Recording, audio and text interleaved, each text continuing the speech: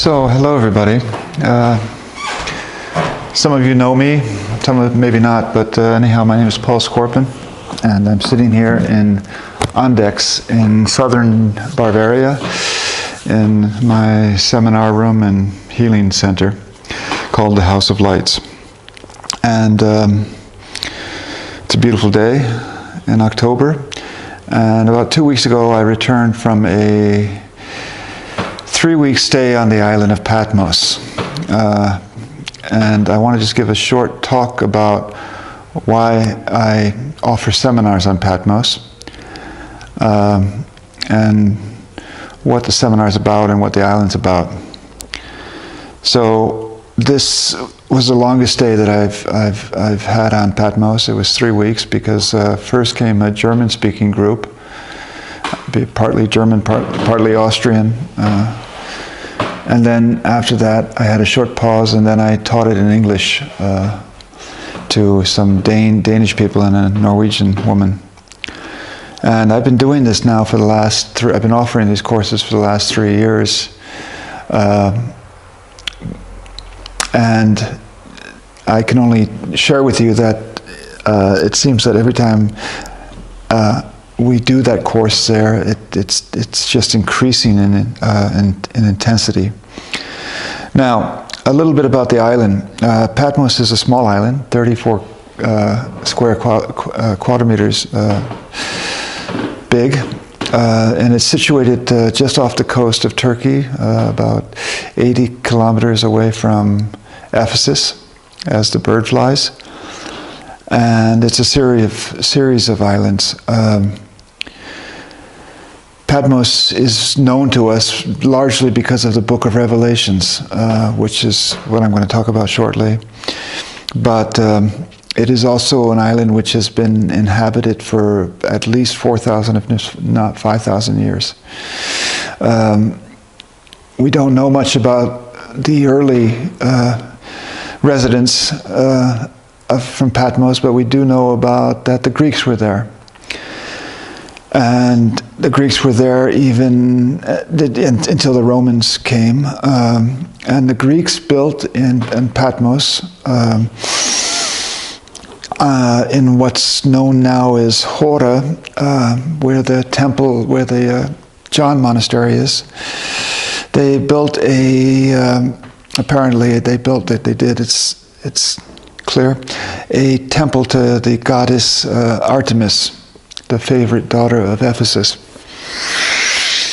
And the Artemis temple stood there probably until 1088, when a priest came and basically they tore it down and took the blocks of it to build what's now is a famous monastery of St. John.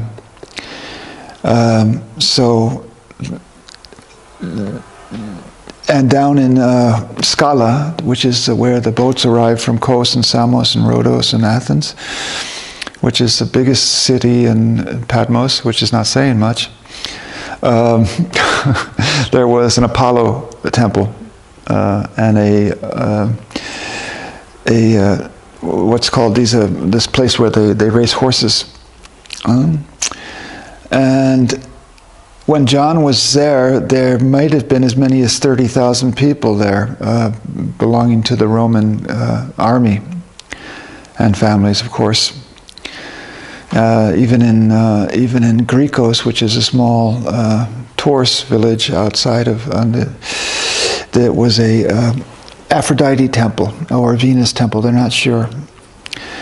So that the Patmos has been attracting spiritual energy for a long time, and we know that when one religion replaces another, they often take their holy places because they're power places, and then transform them into a new building, a new place of worship. It happens all the time. So the island is gorgeous. They call it a paradise. It's also called the Jerusalem of the Aegean Sea, having to do with the heavenly city, which is presented in the Book of Revelations. And it is just one of the most picturesque islands you can imagine. And it is a paradise. The people who are born there and live there, were raised there, they never tire of its beauty. Okay? How many people live in Patmos? That's the question. So in the summertime, they say there's about 3,000 residents. And then in the wintertime now, the wintertime starts at the end of September, all the way until late May, there's 700 people that live on the island. The island makes all of its money through tourism and through pilgrims. It opens its doors, let's say, at the end of May, and then closes its doors at the end of September. A very short window of about 4 months where they have to make all their money in order to survive and feed their families. The island is also very much alive. When I say that, I mean every time you go there and you spend more time there, you start to sense the soul of the island. And the island has a very feminine soul, very soft soul. It's a very nurturing soul, which breathes out peace and trust, and, like I said, a very, very nurturing energy. And so the island is very much alive. And there's a saying in Patmos, and I've experienced this firsthand, that either you are, when you first arrive on Patmos and you do that, you have to take some effort to get there, because you can't fly there, thank God. So you have to fly to Samos or to Kos or to Athens or to Rhodos and then take a ferry. But when you get there, either you start falling in love with the island, or you start being repulsed by it. Sounds strange, but I've had a lot of experience in the last 3 years. And I'm one of those people who fall in love with the island. The hotel where I teach these courses is called Knowing Muses, and it's an oasis for us. And the receptionist there this year was Georgia, and she belongs to Patmos. She's born there and raised there. Her family has lived there for a long time. And she says Patmos is like a beautiful woman that takes you in her arms and holds you and will not release you. And you don't want to be released, not because of her beauty, but because of her energy and her beauty. So why do I offer courses in Patmos? A lot of you might know that I had the good fortune a couple of decades ago of working with one of the greatest Christian mystics and healers of our time. His name was Daskalos, or he was known as Daskalos. His name was Stylianos Ateshlis. And Stylianos Ateshlis, or Daskalos, I got to spend the last 6 years of his life with him as his closest student and confidant. And I traveled with him and wrote books with him and recorded his talks, and we became very close. And he has a very close relationship with John the Apostle. Very. In fact, it was John the Apostle who gave the talks that Daskalos gave. And I have my own relationship with John the Apostle since Daskalos passed and gave his body back to the earth. And I can ask John for inspiration. And I've been very much at home in the Gospel of John since I settled here in Germany, and I give courses on the Gospel of John with my wife. And I also developed a healing treatment based on the Gospel of John. The Gospel of John is very unique compared to Matthew, Luke, and Mark, because Matthew, Luke, and Mark are called the synoptic Gospels. That means they're seen from one eye. And John stands alone because John has a whole different gospel. Not entirely different, but largely different. And in the Gospel of John, for example, if you know it, Jesus performs 7 miracles. He turns water into wine. He heals the child of the nobleman.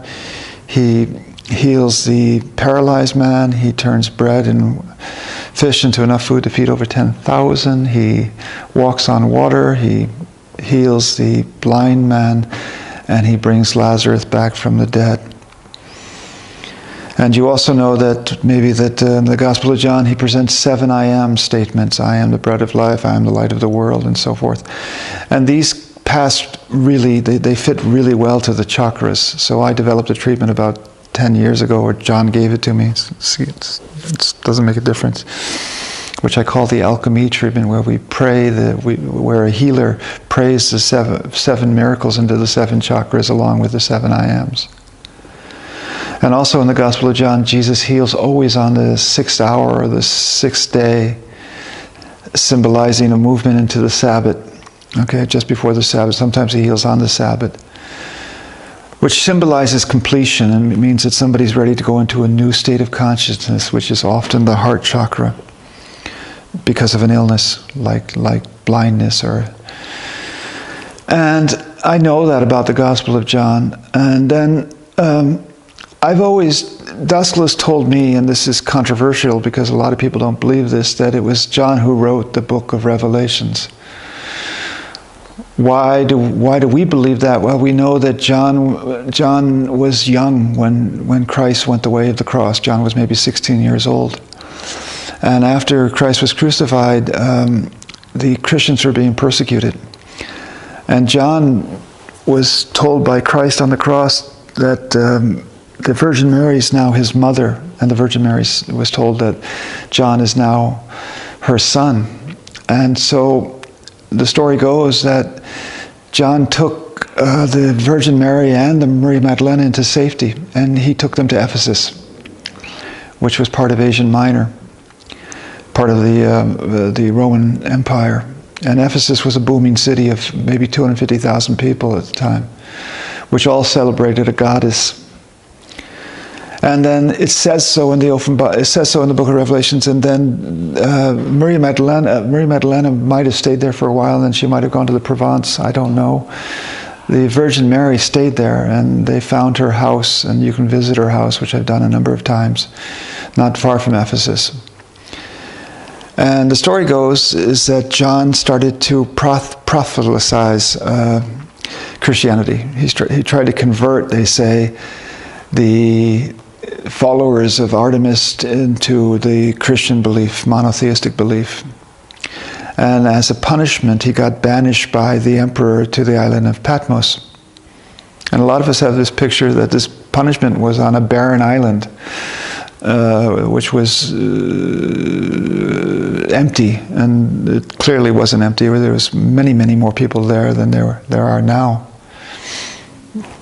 And that John stayed there maybe 3 years and started to baptize people there. There's 2 places where they celebrate that he baptized people. And I have reservations about that, because knowing the book of John as I do, I know that Jesus says often in the Gospel of John that it's not my hour. My hour is not yet come. He says that in the marriage at Cana, when his mother asked him to do something because they had no more wine. He says, "Woman, my hour is not yet come." So the Jesus that's presented in the Gospel of John knows that there needs to be a time when we're ready, to be transformed.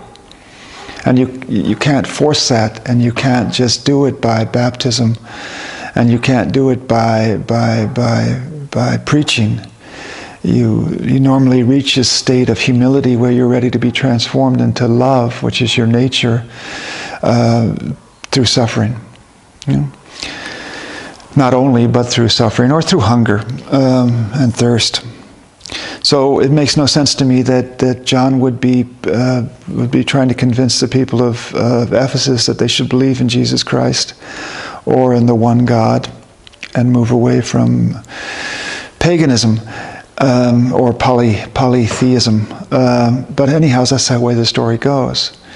So what I personally believe is that John had to go to Patmos to receive the book of Revelation. So he went there and lived there among the Roman community there, and probably visited the temple of Artemis and the temple of Apollo and the temple of Aphrodite, and probably felt pretty much at home there, because I think that John has no problem with the Holy Feminine. And so he probably felt pretty good with a religion that celebrated Artemis as the main goddess. And he probably felt good in Ephesus. And I think one of the reasons why Mary stayed there, the mother of Christ, was because she felt good also among a community which celebrated the divine feminine. But that's not what I wanted to talk about. I wanted to talk about the book of Revelations. Because many people don't believe John wrote it. They say it can't be because the Greek is different, and also time-wise it doesn't make any sense. Time-wise it makes perfect sense because Jesus died at the age of 33 or died and was resurrected, and that's the 33rd year of our calendar. And so if we just go ahead in time to say 70 when Jerusalem was destroyed by the Romans, or the 80s, then John would have been approximately 75 years old, and a mystic himself, being so well trained by Jesus, and he was very much attuned to the Christ energy because he followed it the last 3 years of Jesus' life before the crucifixion. And he was also very much in tune with the Christ consciousness.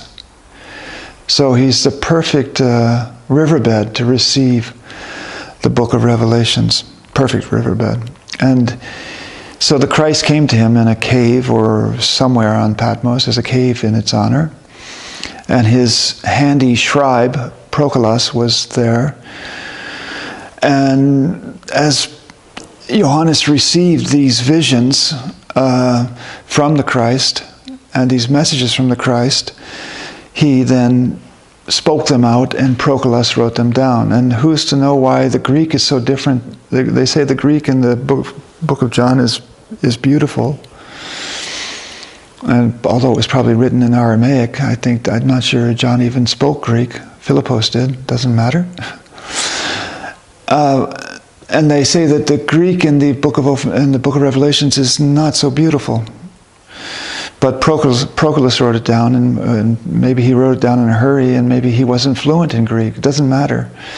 There is a constant. There is something that runs from the last gospel in the 4 Gospels, and then the last book of the whole Bible, which is the book of Revelations, the book of the Apocalypse. And it is this. And I'd like to show this on the board, if I may. So, in Eastern and Western mysticism, we talk about 7 main chakras. So, I didn't miss my calling. I'm not an artist, but I'm good at drawing stick figures. So we have 7 main chakras and then also the other chakras, but the 7 main chakras are the root chakra, the sacral chakra, solar plexus, heart chakra, throat chakra, third eye chakra, and the crown chakra. Now, this is why the Gospel of John works so well, and the Gospel of John now works so well in healing, because you can actually put the 7 miracles into each one of these chakras along with the 7 I ams. The book of Revelations is constructed out of 7, and it's constructed out of 7 times 7. Okay. I'll talk about them in a second. The 7 letters that are written on the 7 communities in Turkey. And that means in the book of Revelations we are presented with 49 levels. Daskalos, as a mystic, was very, very much awake. And one day he said, to us all, he said, every human being is constructed out of 7 universes. Well, because each one of these chakras has a connection with a plane. And he said, it's not only that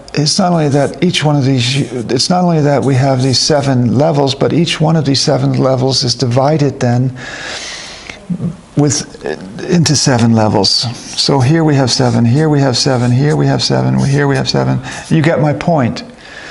And so what we end up with is that every human being is constructed out of 49 levels. And that has to do with the emotions that we have. It has a lot to do with the thoughts that we have. A lot to do with the beliefs that we have in our past. Past constructed out of family karma, personal karma, and collective karma. Now, if we look at the Book of Revelations and we say, okay, is it a coincidence that it speaks to us, or it presents us with 49 acts, and we are constructed of 49 levels? Is that a coincidence? And it's not. It can't be. It cannot be. It's a great mystery, arcana. It's an amazing mystery. And let me backtrack a little. It's been an extraordinary year for me. About a week before I traveled in September to go to Patmos, an old friend came and said, "Paul, I'd like to meet with you. We haven't seen each other in 8 years, and we had a bad falling out. And he just asked if he could come here to have a talk with me." And I didn't want to because of time limitations and also because of the falling out. And he convinced me that it would be good. And he came here, and we had an extraordinary talk. And he said, "Paul, I think I know why we had the falling out." And I hope that doesn't disturb you. He said, "I see things differently than you do." And I said, "What do you mean?" He said, "Well, there are people in life or in spirituality who require a lot of order. They need a lot of structure. And I'm one of them." And he said to me, "Paul, I can see that you're versed in philosophy, and I've got a degree in philosophy. You're versed in sociology. I got a degree in sociology. That's why I knew Markides. And you're very versed in the Bible, and you're versed in other things.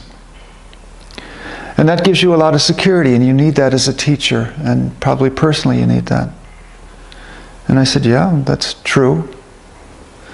And he said, since he was born, he's my age, he's had to guard himself against order, wisdom. He said, "I'm much more at home in chaos," he said to me. "I'm afraid, or I've been afraid, maybe for karmic reasons, that if I make a home in order, then everything's defined. And in spirituality, spirituality defines everything on earth and in heaven, right? We define the archangelic orders." And he said, "My fear is that if I have too much order and too much structure and too much definition, then I'll have no place for a surprise or what's new." And I said, "I think I understand." And then about a week later, I flew off to Patmos to start this work with the German-speaking group, and then the English-speaking group. And as I just told you, the Book of Revelations has an order. 7 times 7 is an order. So you can trust that, because you can trust the order. And you can also see it as being extremely spiritual, the perfect cookbook for us, because it addresses every aspect of us. But the Book of Revelations is at its core extremely chaotic. It confuses people. Most people fear the Book of Revelations to no end because they believe it's a description of the end time. Our Vice President in the United States, Pence, is a great believer in the Book of Revelations as a full description of the end days. That's why he can't wait to be president, because then he can speed up the process of the end days, believing that Christ will come again, and the Jews believe the Messiah will come again, or will come. And again, going back to the book, the Gospel of John, where I know that speaks to us inside, It doesn't, it describes things outside, but it actually speaks to us inside. It speaks to the chakras. It speaks to an inner landscape. It talks about an outer landscape where Jesus goes from Galilee up to Jerusalem and back down to Galilee. Beautiful. And that's the outer landscape. I'll be taking a group there again in May. It was my spiritual home. I've been there over 60 times in what's called Israel or Palestine or Cana. And I love it there. But the Gospel of John is written for us inside. And the book of Revelations, in this connection with this perfection, so much perfection that it says in the end of the book of Revelations, if you take one word out of here, or add one word to this text, things will not go well for you. That's saying it nicely. It means that it's perfectly delivered and perfectly written. Even if it's bad Greek, it's perfectly. So the text is perfect.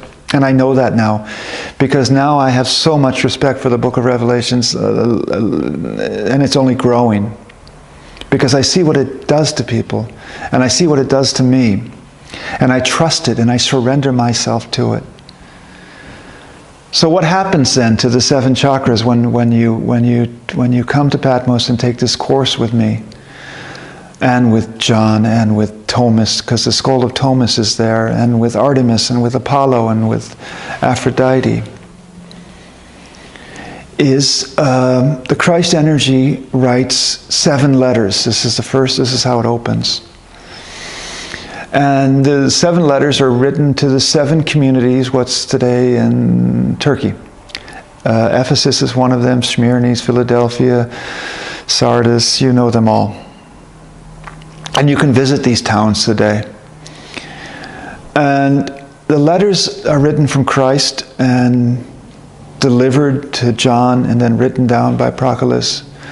And then the 7 archangels deliver these letters as the post people on the 7 communities.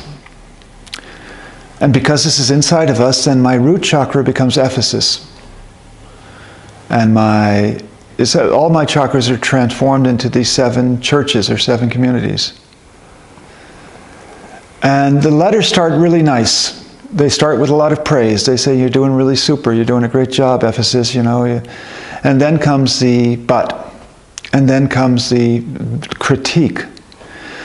And for example, at Ephesus, it says in the letter to Ephesus, Ephesus, you've lost your first love.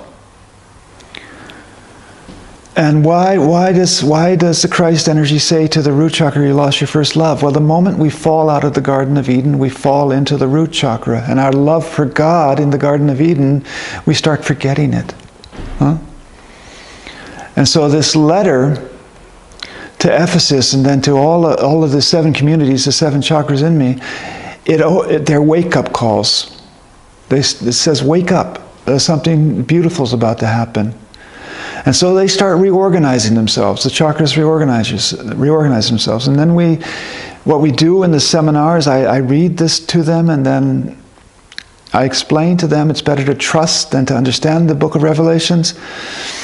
And then we go, either we stay in the hotel in the seminar room or we go to someplace on the island, and then I lead them through a deep meditation where I read these letters to them.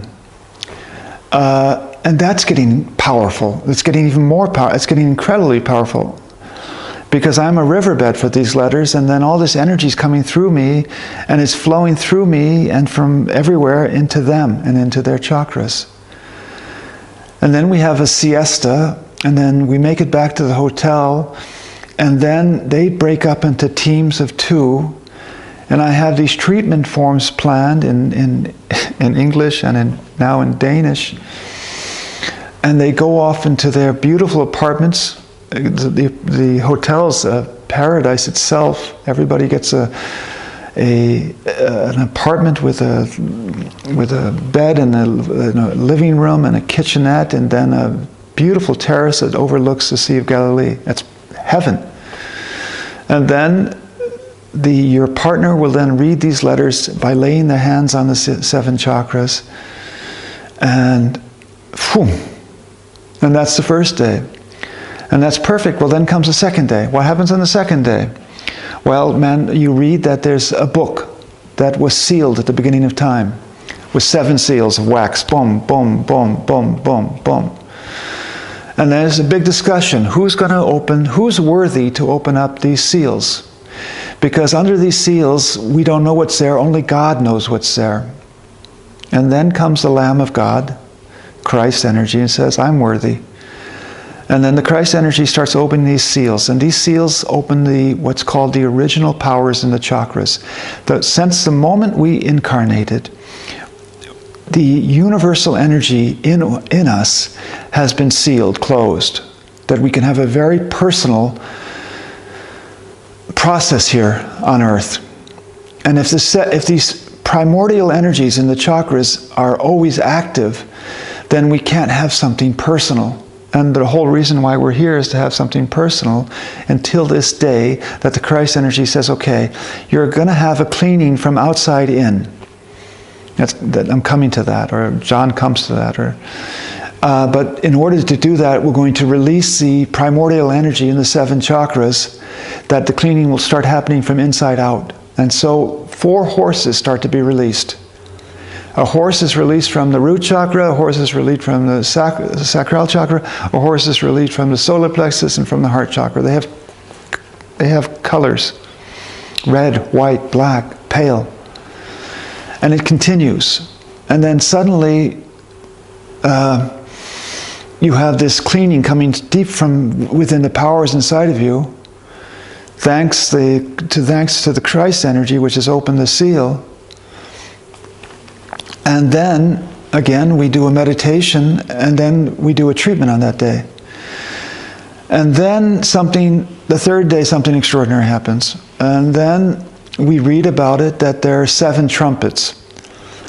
And the 7 trumpets are given to 7 archangels who are going to blow them into a landscape, into seas, into waters, into mountains, into everything in us. So the 7 archangels start blowing these 7 trumpets into us. And then it's a major, major cleaning of karma.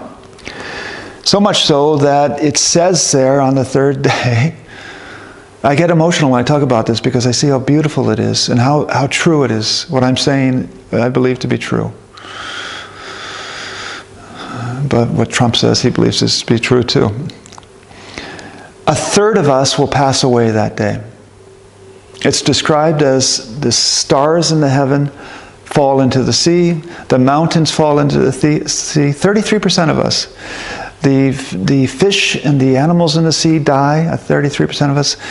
And it goes on and on and on and on and on. And at the end of only the meditation, you feel like 33% of you has just gone away. Of emotions, of thoughts, of belief systems and so forth. Of suffering, of passion. That only 66% of you survives that. Okay? And then on the 4th day, because our egoism, our personal egoism, doesn't want to perish. Douglas said that. C.G. Jung said that. Your shadows want to stay shadows, and they depend on you that they can survive, because every elemental, as Douglas says, wants to survive and is intelligent and knows how to survive. And so there starts to become a counter-resistance. Your egoism described as the devil, as Satan, as the old snake, as a whore. It has many names in the book of Revelations. I'm not saying there's not a counterforce in the universe or in the world now. We're experiencing that now in Washington and other places, in Italy now. Even here in Bavaria, the far right just won seats in the parliament. There's a lot of counter-forces around us, but what we have to concern ourselves with, first of all, is the counter energy in us, which we describe as egoism. And our personal egoism wants to stay in us. It wants to stay in the chakras. So what happens then on the 4th day is a woman appears, and she's pregnant, and she's having birth pains. And then a child is born. And this child is a boy, and it runs to God. The moment this child is born, there's a sign in heaven, and then there's a dragon there. And the dragon is really angry. The dragon's a force of your personal egoism. And the dragon says, this can't continue. Yesterday I lost 30% of my people. This can't continue. I'm going to attack the woman, and I'm going to attack the child. And in that moment, another sign happens in heaven, and that's the Archangel Michael is now called to duty. And Michael's there with his angels, and the dragon has his angels, the dark angels, and they start fighting, and Michael, as always, wins, and he throws the dragon down to the earth. And then the dragon sees the woman, and God gives the woman two wings, and she goes into the desert where she'll stay 2,200 something days. And then the dragon goes after her and wants to spit fire at her. And then the earth, the lovely earth, opens up a cavern and swallows the fire, and the woman goes into safety. And so what happens on the fourth day is there's a major fight between your ego, your real self, and your false self. And you get help from Michael and the primordial energies which are released. And at the end of the day, you survive, and it continues. And only because you survive and it continues, and you're stable now, then the fifth day comes. And then on the fifth day, what happens is we read this, there are 7 bowls. And these 7 bowls are filled with poison, and they're going to be poured on the landscape. And there's going to be grasshoppers, and there's going to be plagues, and there's going to be this, and there's going to be that. But what happens is the archangels pour these 7 bowls of poison into the 7 chakras as mercy. And then a major cleaning takes place. It doesn't say how much, but it could be the rest of the 66%. Or let's say 80% of your karma is gone after that day. It sounds crazy, but this is what the Book of Revelation offers us. And Patmos supports this. Then you survive that, and then the 6th day, we experience Babylon, the great city which wants to reach to the heavens. And we experience also a beast that comes out of the sea, another part of your egoism, an older part of your egoism, now activated. And there's a beast that comes out of the earth. And then Babylon falls. Babylon falls, your egoism falls, it collapses. And that day opens the door then. You go through seven events on that day, where what's left of your egoism is then washed away, and you are slowly transformed into the new earth, which the Book of Revelations talks about. And then on the 7th day, the last day, paradise is restored. Not only restored, paradise is experienced because there's a wedding between the Lamb of God and the woman, a beautiful wedding. And there's another wedding because the transformed earth, that's us, is then comes together with the heavenly Jerusalem, which falls from heaven. And it is only possible because of what you just went through the last 6 days. And you are then transformed. The heavenly Jerusalem, which comes down to earth, is a city described in the Book of Revelations, gorgeous, made up of stones and pearls and emeralds, and the streets are made out of everything, and it's 1,500 miles wide, 1,500 miles deep, and 1,500 miles high, which is about half the United States. It says that. That's just so. Now I hope you have an idea of what we do on Patmos, because at the end of this September trip, I said I cannot teach this twice in a row. I can't do it. I can't take it. Just as a riverbed for the Book of Revelations, as a teacher, I can't do it twice in a row. And then, because the German groups are normally filled, and I have one planned for Pentecost next year, and I have one planned again for September, I said, it looks like I won't be teaching this in English anymore. Because I had too few people for this time, but because I was there already, I did it anyway, and I'm glad I did. And lo and behold, I get back here, and I said, I have to try again. Because there are a number of people out there, you know who you are, who wanted to take part this year, but couldn't because of time constraints or because of financial restraints. And so I'll try once again, and I'll leave this on my website. It's on my website. This date.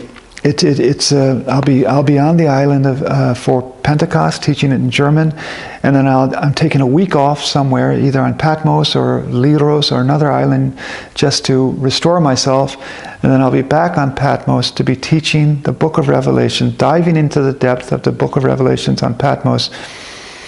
If there's enough of you who want to take part, from the 22nd of June to the 28th of June, 2019.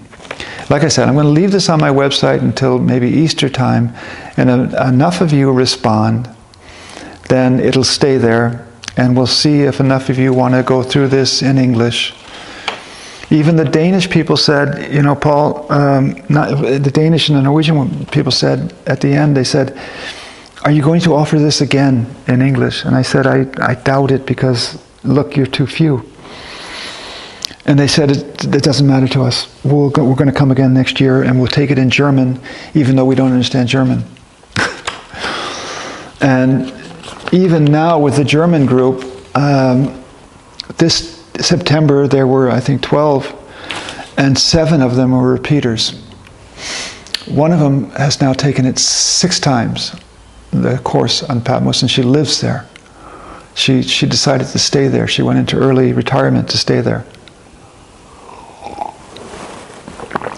And already for the German September group, I think 5 or 6 or 7 are going to come back again, because they realized that it was totally different this year than it was last year, because it's just increasing in intensity. Partly because I trust it so much, and I want to present it, and I want to deliver it in the meditations and so forth, and partly because it fits the time that we're in, the paradigm shift that we're going through. The paradigm shift that we're in the middle of is basically telling us that about 90% of what we believe in, and even our lifestyle, doesn't really apply anymore, because all of our structures are in danger.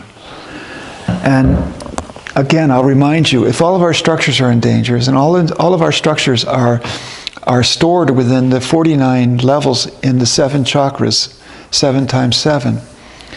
And then they're presented with a divinely inspired text, which is built up out of 7 times 7. And we transform that into a healing seminar, because that's my dharma, is when I get a divine text like the book of the Lord's Prayer or the Beatitudes, I immediately have the impulse, how can we bring that as healers into the body? I've been doing that for 20 years. And I was very careful with the Book of Revelations, because I know a lot of people fear it. And now I'm seeing, because I'm fortunate enough to go to Patmos with groups, I'm seeing how beautiful it is, and how powerful it is. It is unbelievably beautiful. And if you can let go of your fear, and if you can let go of your resistance, and you can just surrender yourself to the Book of Revelations, especially in a healing course,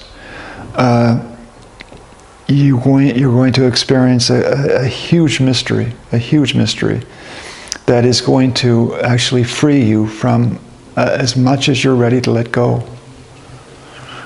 Okay, so I'm going to put this talk online, and like I said, if this doesn't work out, then maybe I'll give up the idea of teaching this in English. It will be sad, because it's my mother language still, but I'm trying again, and this is the 3rd year that I'm trying. The first year didn't take place, and this September it took place, but I'll try again. Okay, all the best to you folks, and I hope you're having a beautiful autumn like we're having. It's gorgeous here. And I hope you're all well, and take care, and God bless.